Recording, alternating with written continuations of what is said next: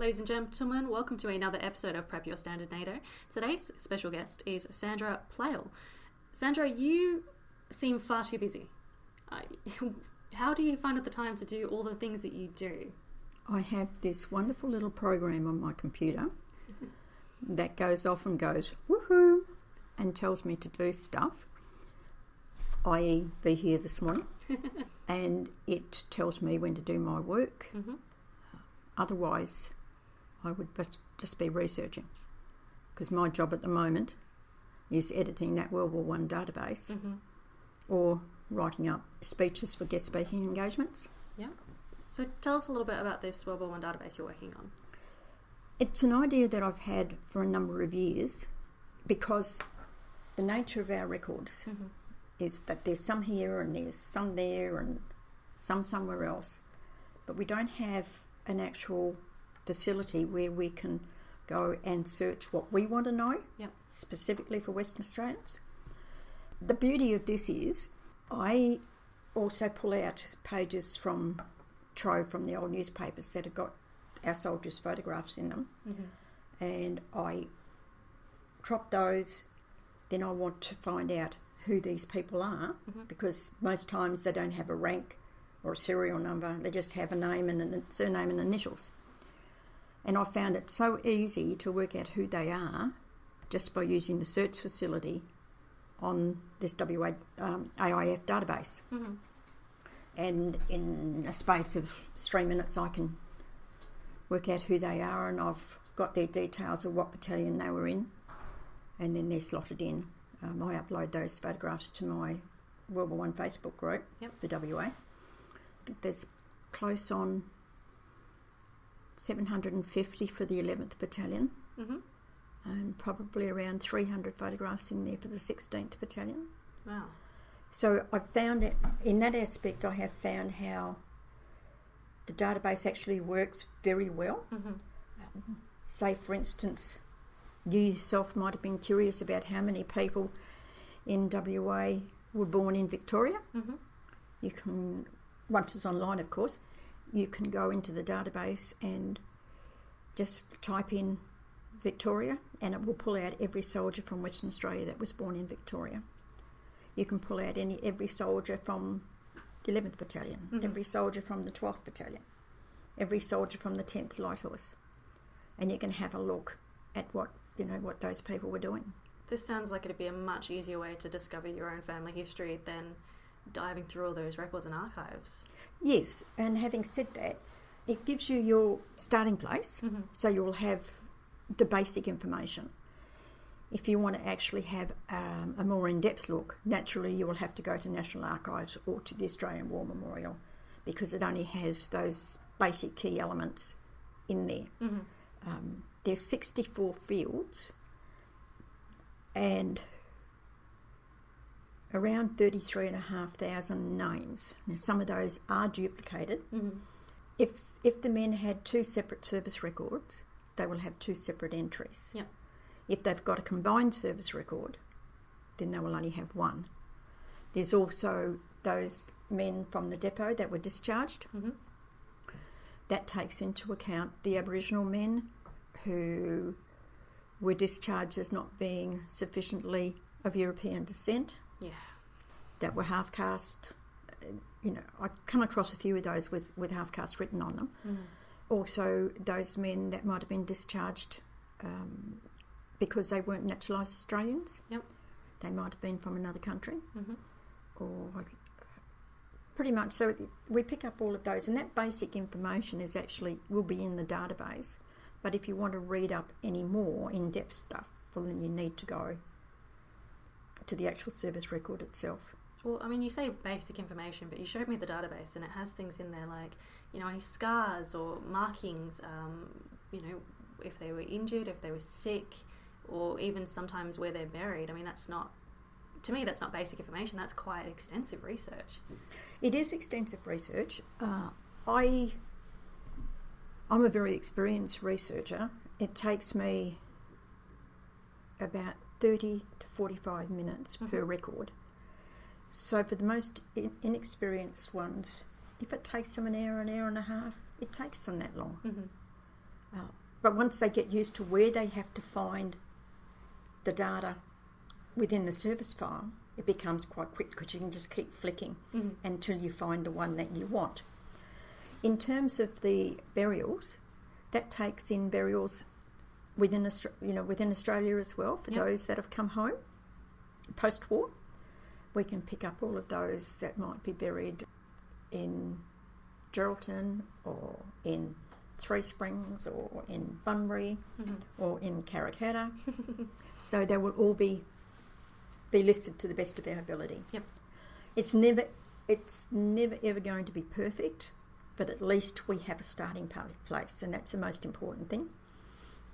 It will also pick up the ones in cemeteries in England and in Palestine and in France and Belgium, so that if people are going overseas, they can actually see before they leave what West Australians are buried in what cemetery.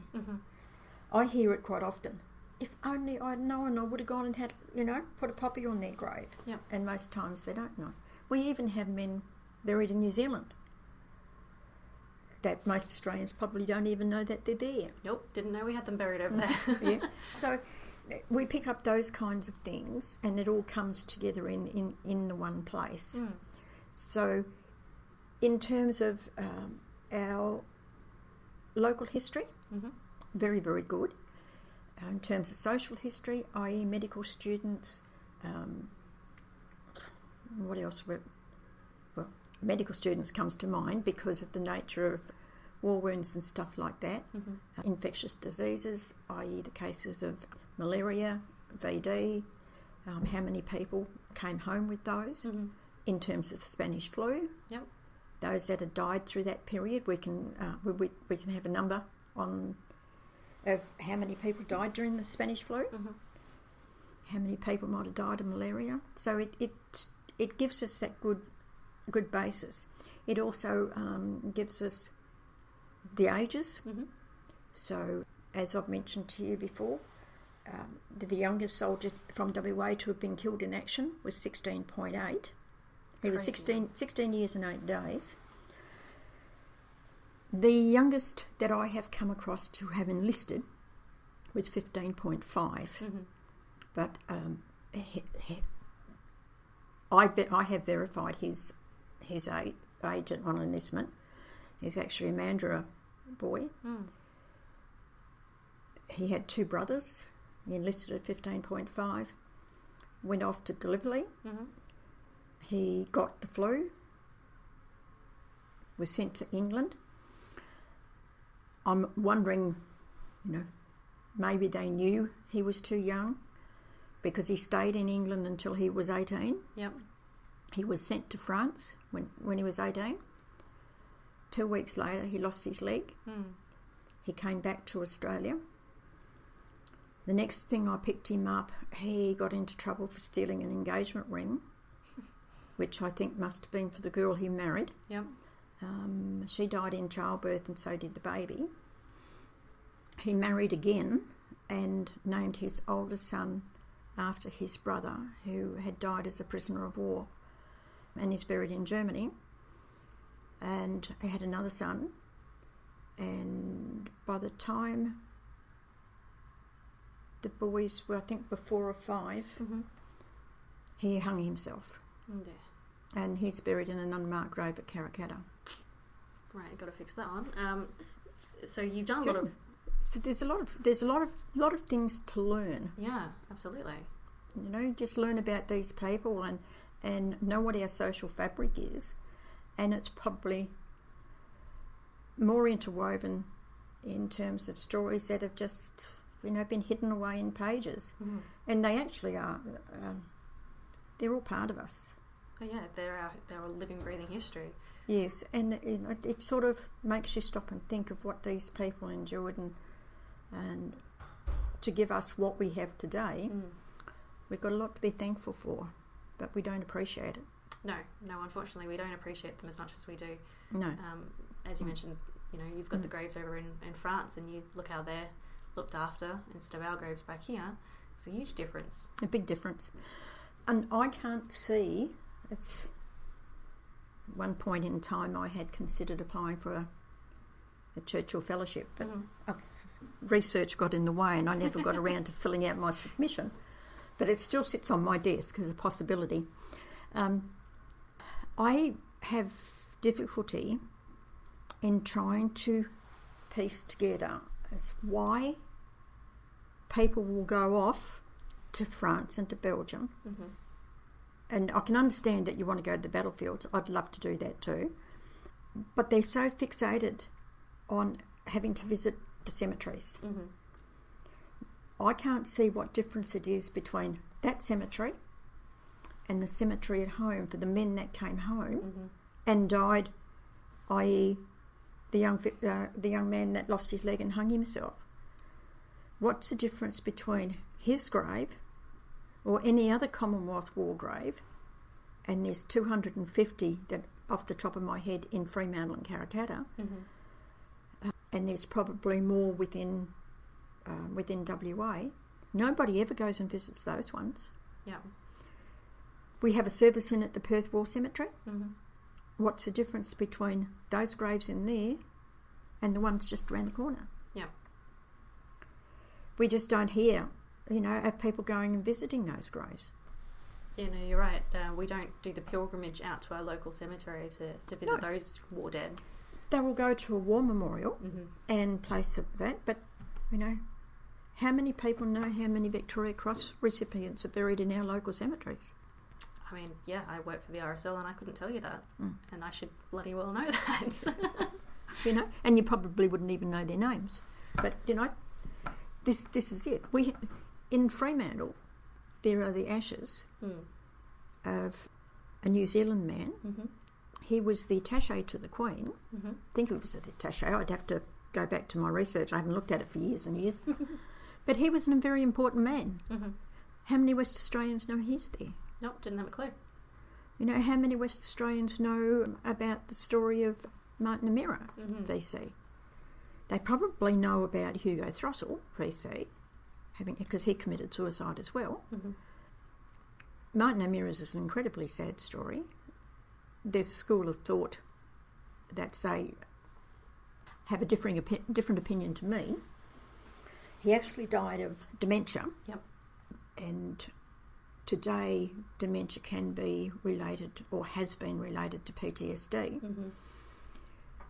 I believe he had shell shock. He was put off at Woodman Point when he came home. Mm-hmm. Then he went into Claremont Asylum and he stayed there for the rest of his life, either in a straitjacket or strapped to his bed. And he died and ended up in the grave. How many people go and visit his grave? Yeah, I was talking to an Irish association here in Perth. Yes. And they go out to his grave. Yes, they do. Lovely because, he was Irish. And they were telling me the story, and he died with his VC in his hand, and it's just, well, that's the legend. It's so sad. I'm in touch with his family in Ireland. And I just let them know if I've been to his grave. I went there Remembrance Day because I went to Anzac Cottage, which is another one of my little places I like to visit. It's a great little historical spot. Yeah. Yes, I go there quite often, and not as often as I should. So I called in and put poppies on his grave, and went and sat with my grandfather and had a cup of tea before I went over to Anzac Cottage for the service. There's some absolutely amazing stories about our West Australian men. And just in that little sample there, one of the Fremantle men was actually Knight Commander. Wow. And it's not until Aaron's, was his name, I think, became the Secretary of the Liberal Party. This one that was knighted for his services to Australia? Yeah, that's the one. Crikey. Yep, working for the Vacuum Oil Company. Promoted to second lieutenant, promoted to first lieutenant, then captain, MC recommended. Wow, he's recommended for an MC as well. Lieutenant Barter MC, nephew of Lewis Aaron's Melbourne Stock Exchange in London. He's knighted. Holy crikey, that man did a lot, didn't he? Yeah. He's a national treasure and I don't know anything about him. This is what this has got the potential to do. And again, it depends on how much research the actual data person wants to do. I've left it up to them. Yep. But I'm insistent on the basics going in there. But if you want to go and find other stuff, well, by all means, go and do it. Mm-hmm. You know, don't let me stop you. And some of them are. They're a little bit addicted. you kind of get in there and you keep diving and finding more and more, and then you look at the clock and you're like, oh, crikey, I've been doing this for hours. Yeah, my job is basically the editing, which I don't really like doing, but somebody has to do it. Yeah. And I don't guarantee that that's perfect either. But research is what I like to do. That's my thing. I am a qualified researcher. I've got a uni degree in research, social research and evaluation. So it sort of probably was the basis for the starting of this. I could see what I was, as I was doing commissioned research projects on getting ready in the lead up to the centenary, and I could see these patterns forming, and I'm looking at things, and I thought I've got to do something about this, which is ended up that was why that was. It seems like it'd be a very valuable tool, not just for families, but like you said, for students, for schools, for history. Yeah, just history in general. I mean, you could learn a lot about even our immigration and our education levels back then. That document is just filled with everything you ever need to know. Exactly. And in terms of, as you say, immigration, there's always been this school of thought that a certain percentage, or quite a large percentage, of Australians were actually born in Britain, or England, or Ireland, or Scotland, or Wales. That UK region, Yep. But when I started to pull all of this together, because I got bits and pieces of it from all over the place and from other research projects that I've done, and people gave me their research projects, because all I needed was the name and the service number. And I was sort of looking at the places of birth, and here we are with 33,500 WA names of people that enlisted in WA, and that includes nurses, by the way. Yep. And I'm looking at the places of birth, and I would say we would be hard pushed to have about 20% of those enlistees having been born in Western Australia. Just as an aside to that, the 11th Battalion Living History Unit has a replica trench in Geraldton, and it's called Lean's Trench. Captain Raymond Lean was also a very, very famous soldier. Yep. Police officer from memory. I don't know much about him. Haven't got to the L's yet. There's some men up in Geraldton that decided that they needed to do this trench, so they got out into this part of this farm and started to dig this trench, and it ended up being gravel. But they did it. Yep. So it's a complete replica of Lean's Trench from Gallipoli. Wow. And when you go and visit there, they take you through, and you even have the machine guns going off and smoke and the whole thing. So you're actually down in this trench, and you can get to kind of relive that experience. I went down there once, and this mad Turk come running around the corner, screaming with a rifle and bayonet, and I think I just about fainted. But yes, that was Mr. Daniel Treasure that did that. But they really take their work seriously. Cruise ships in Geraldton, they stop off in Geraldton. They actually go out to the trench as part of their excursions for the time that the cruise ship's in. Yeah. And I can't remember if it was the last visit or the visit before.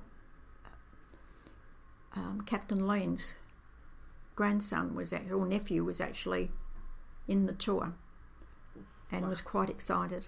Yeah, it's about it, because it's actually it is Lean's Trench. So they do a wonderful job. They have an air show there every 3 years, and the next one's April, 13th of April next year. Put that in the calendar, guys. Yes. And I'm going up for that one. But the Turkish ambassador has been over because the boys at the people involved at the trench honour both sides, the Turks and the Australians. And so I was up there for that service, and that was fairly exciting. Kerry Sanderson actually opened it as well, so that was another time I was up there. So they've done an amazing job, and they work very, very hard. If you saw how many times those boys had to fill sandbags, they do a lot. Western Australia wasn't at Pozieres. We had no representatives there to lay a wreath at any particular time on the anniversary. In point of actual fact, I don't think Western Australia's had a representative over on the Western Front for the entire centenary. But it so happened that these 11th Battalion, boys from the 11th Battalion Living History Unit, happened to be there, and they laid a wreath on behalf of Western Australia. Well done. Yes. So they do an excellent job of keeping the memory alive, which is what what I aim to do, and what a lot of others aim to do. And so it's well worthwhile people getting involved with those. If people are from Geraldton, they need their support. They can only fill so many sandbags. You grab a shovel, get involved. Yes, and they do lack in support, and they just don't get enough. I can't do much because I'm here, but I support them in a lot of other ways. But it's actually a brilliant experience. So if you're off touring, you need to get in touch with them and make arrangements to go and see them. I'm not 100% sure on the date, but I think it's the first Saturday of every month. They're actually open. Okay. The other weekends, I think they fill sandbags because they tend to rot and split, and then the sides of the trench fall in. But they've got a little museum. Yep. You come out of the trench into a reflection area, and so it's a really worthwhile experience. There you go, guys. You're going to have to check that one out. They do have a website as well, the 11th Battalion Living History Unit, so jump online and have a look. So you got involved with that, you've got your database, and you mentioned before that you were researching young soldiers, and that's your current project, isn't it? Yes. That's the boys that were under 18 that were killed in action. The youngest West Australian, 16 years and 8 days. The youngest to be killed at Gallipoli was 16 years and 8 months, and the youngest to be killed on the Western Front, 16 years and 45 days. And that's only based on what I know so far. Yep.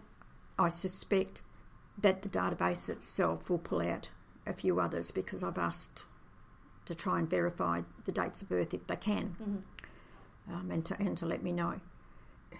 I sort of look at the actual list of these boys with their names, and I've verified the dates of birth of them, and just to see how actually young they are and what battalions they were in. 11 out of the 21 have no known graves. They're commemorated on the Villers-Bretonneux Memorial in France, and some of them are only days apart. And there's actually no words. No, there isn't. When I actually look at the figures, and I can't even think of anything, because there's absolutely no words to describe why this happened, how it happened, how the families felt, the impact. And I've just written up or pulled together a presentation on the 11th Battalion boys, because I was asked to do a special presentation for Armistice Day, and I had to refuse because I was tied up with the Police and Emergency Services Games, which I'd volunteered for. Yep. And then it was straight into the Armistice after that. So I thought, well, I'll go ahead and do it anyway. And I did, and I sort of was going through it, and once I pulled it together and I read headstones, the epitaphs on them, and I actually named this presentation after one lad, only a boy but a hero. His mother had put on his headstone. And the other one, which sort of hit me in the belly, was, "Oh God, how hard it is to say, thy will be done."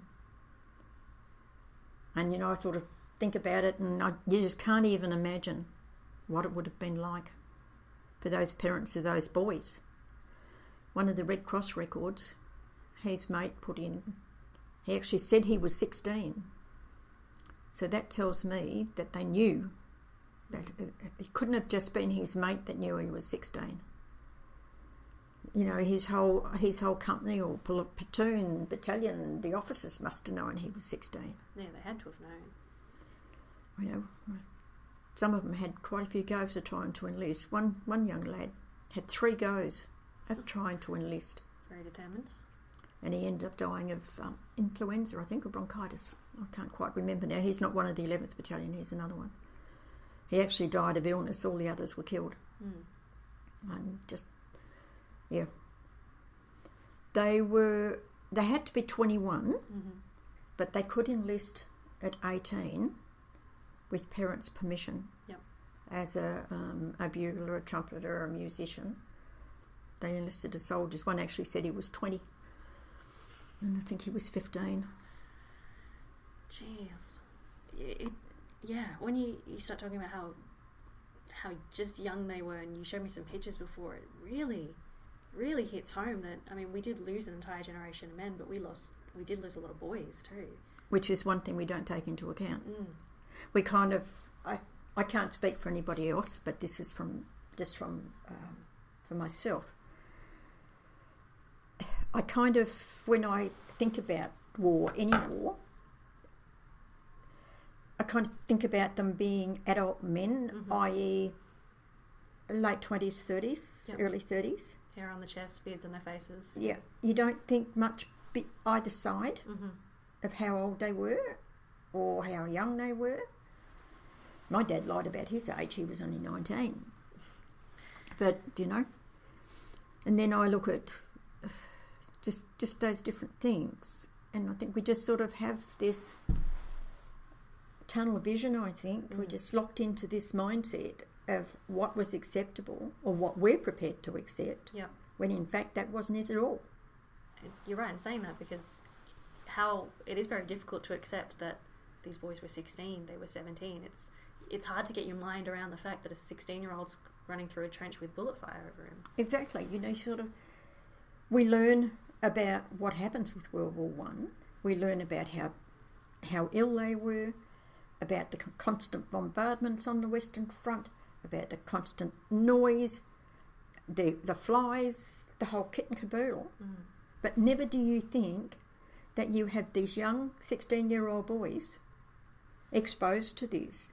We know how hard the men talk about it, the adults, but it's just hard. It's very hard. You think about what 16-year-olds are like now. You just got your driver's license, you're in the middle of high school. No parent would let a 16-year-old boy go off to war or even consider signing up. They might let him join the cadets. But yeah, you're not going off to war, honey, not that age. No, but they would never send him off to Iraq or Afghanistan. No, they wouldn't. Or Syria. And, the authorities wouldn't let it happen. But back then, they did. It's a fascinating project. So you're doing speeches and talks about this project. Are you doing anything else about it? With the boys? Yep. The centenary of Anzac, St George's Cathedral, got in touch with me and asked me if I could help with their service for their boy soldiers. So myself, Maureen Roberts and Andrew Pittaway pulled some stuff together on the names that the cathedral gave us that they knew, plus some more. So that was sort of gave me a few extra names, and I sort of looked at it and I thought, I really need to do something with this. So I then pulled the boys' project together, and then it was only a few months ago I decided it's no good me just sitting on this research and collecting data and verifying ages. Something has to be done. These boys have got to have their story told. So I contacted a friend of mine, Andrew Pittaway, who's the archivist at the City of Fremantle. He's also a very well-known military historian. works heaps with fallen diggers on identifying the soldiers buried in unknown groves. Mm-hmm. He wrote the book Fremantle Voices, which is all about the soldiers from Fremantle in World War One. Yep. I'm no writer. So please, Andrew, will you write up these stories for me? We've got it recorded, Andrew. Please do that.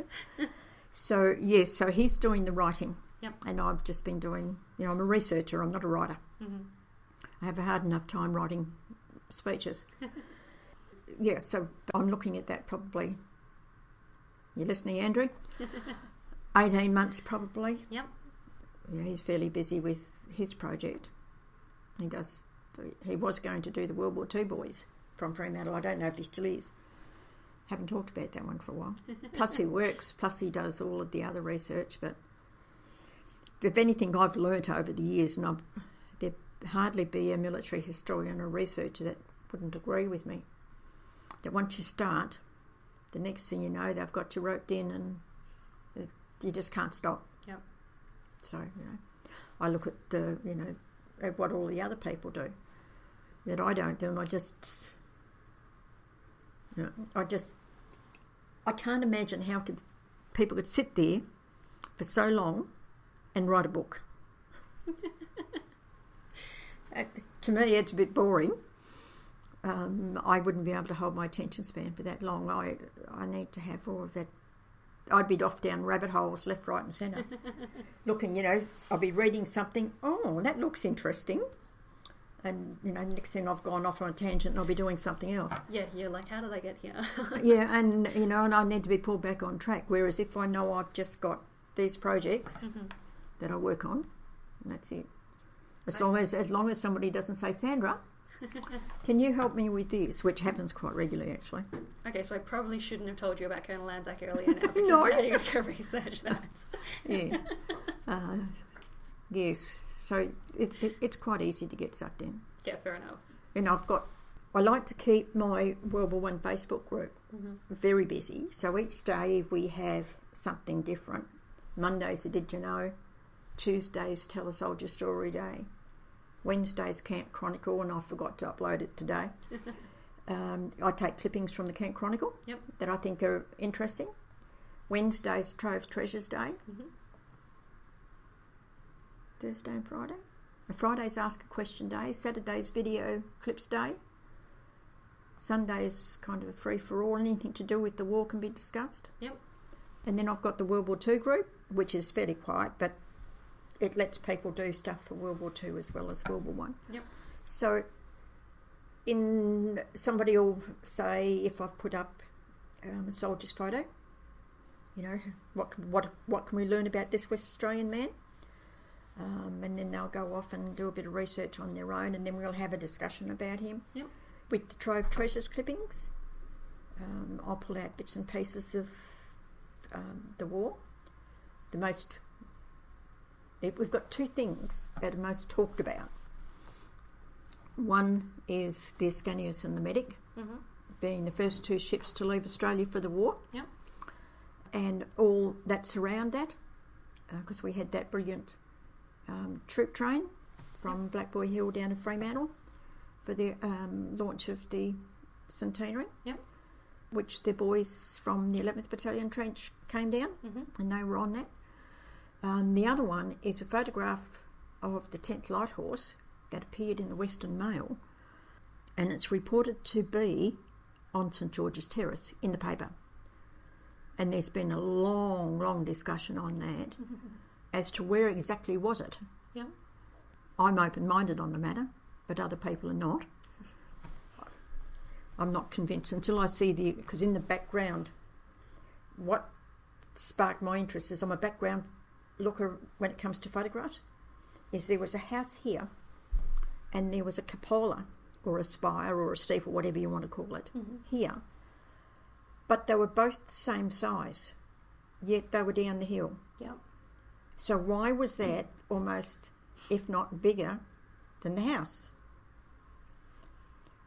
What was that building that was the steeple? And I'll keep looking at it, and so everybody's sort of poking around trying to find old photos from the city as to what the location was that the 10th Light Horse were on. Yep. We know it was Colonel Todd at the front, but that's all we know. And Throstle was in there, so it was before they left. The Mashobra left February 1915 from Fremantle. There's other schools of thought that say that they came from Guildford to Claremont Showgrounds. Yep. I'm of the opinion that if they were going to travel that distance on the horses, they would take the shortest, most direct route that was easiest for the horses, where they could water, because they were in formation. But then battalions and battles make my eyes glaze over. So, but that's just to my mind thinking. But they're probably the two major topics. Okay, well, it sounds like a really interesting group. Is it open? Can people search it and join in? Or? Yes, they're required to answer 3 questions before they're accepted into the group because it's closed. Yep. It's called When World War I Came to Western Australia. Okay. So they can get in there and poke around. All of those photos I discussed earlier are in there. Fantastic. 12th Battalion, 44th Battalion. Because I'm in the early stages of 1915, yep. It's those earlier enlistments. Once we start to move out, once we've left Gallipoli in the December and are moving over to the Western Front, then we'll get a myriad of different types of units. Yep.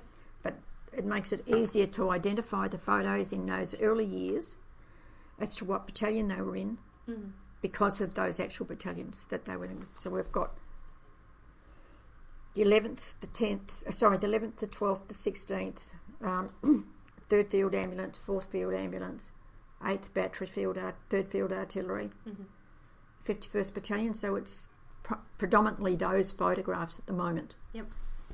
So it'd be good to have people, families go in and find their relatives' photograph and then tell their story wouldn't be in their service records. All of these wonderful little bits and pieces. Yeah, there you go, guys. So if you're on Facebook, look up the When World War I Came to Western Australia group, join in, start sharing some stories. Where else can people find you online? I have got my own website. Yep. Vision Research Services. So that's visionresearchservices.web.com. Jump on there and have a look as well. Yep. Wow, so this has been fascinating. Real eye-opener. You've taught me a few things, and now I'm going to go back and research a few things. That's good. Thank you so much for coming on. My pleasure.